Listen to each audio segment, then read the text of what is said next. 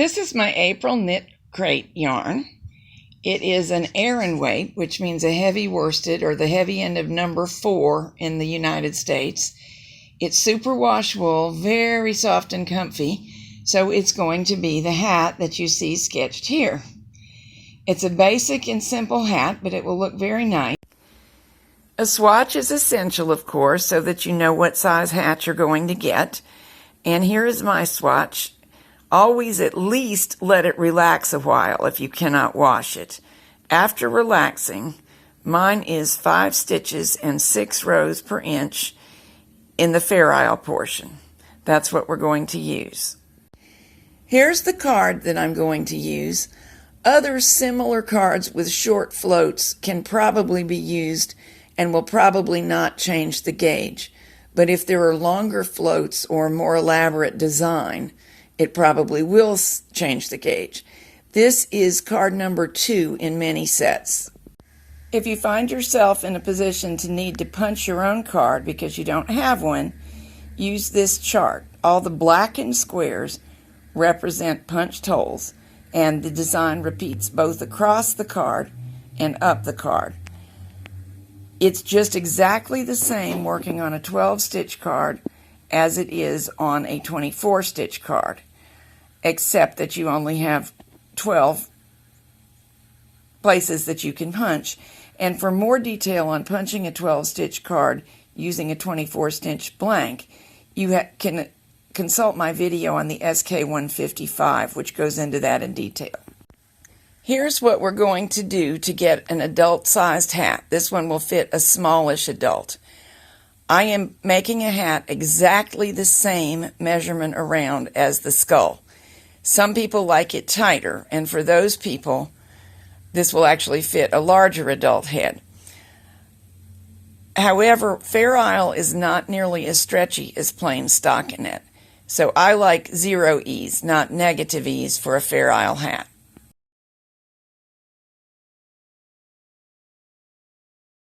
Every other needle is brought forward, and I'm E-wrapping each of these. Normally I do this with 2 hands, so it's easier.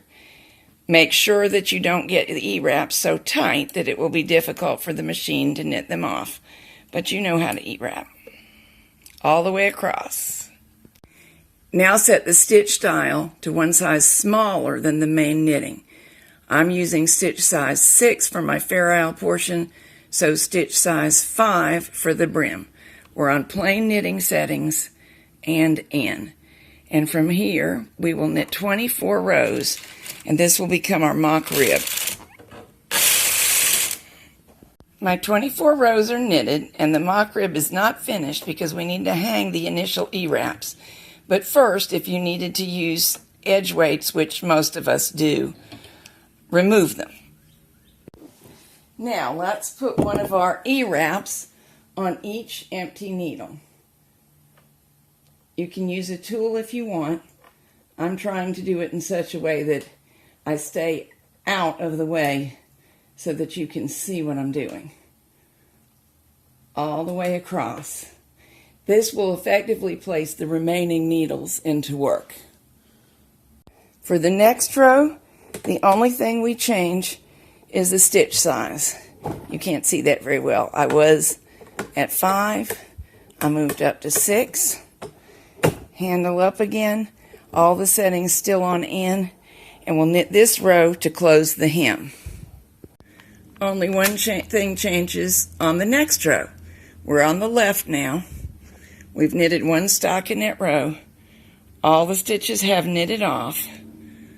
So we go from N, where we were, to KC, and knit across so that the carriage memorizes the pattern. Since this is a brother, and brothers pre-select the needles for the next row, the ones that are going to hold color 2 have already come forward, and we set the card to advance. And, very important, the top button, the MC button there. Also insert color 2 into feeder 2. And now we are ready to knit the bulk of the hat. 30 fairisle rows coming up. While knitting the fairisle, it will look like this.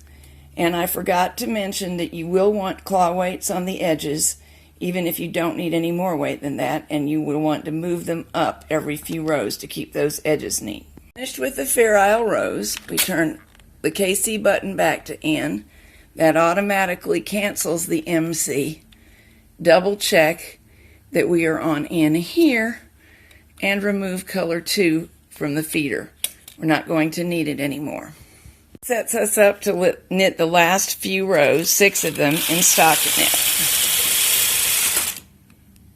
Snip the yarn, leaving a yarn tail at least as wide as the work that's on the machine, and thread it into a big yarn needle. This needle is actually an upholstery needle for putting buttons on cushions, and it is not necessary to have one this long, but it is kind of helpful if you should happen to find one.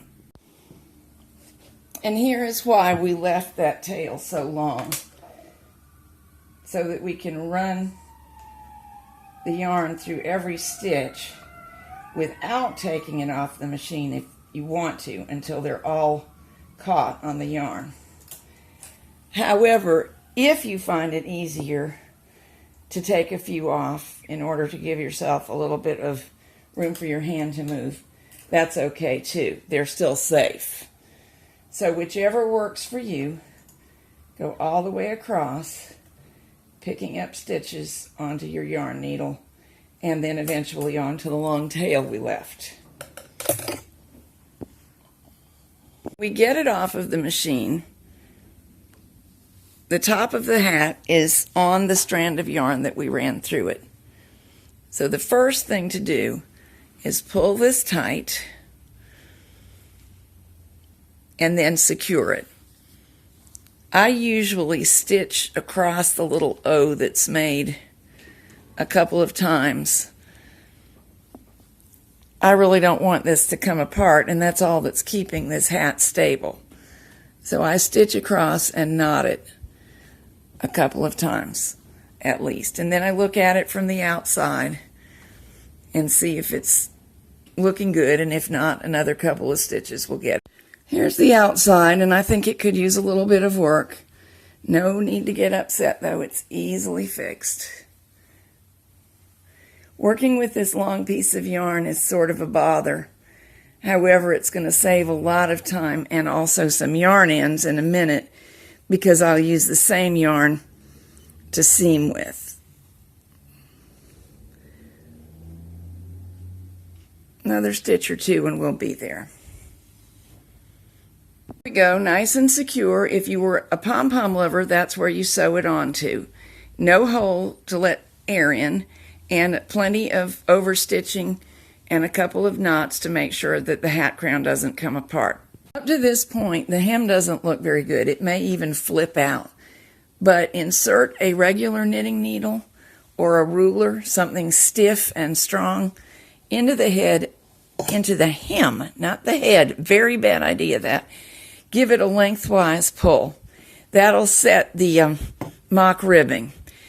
When I say mock ribbing, it resembles ribbing, but it doesn't have all the features of ribbing. This will never have as strong an elastic pull inward, and it won't stretch as wide.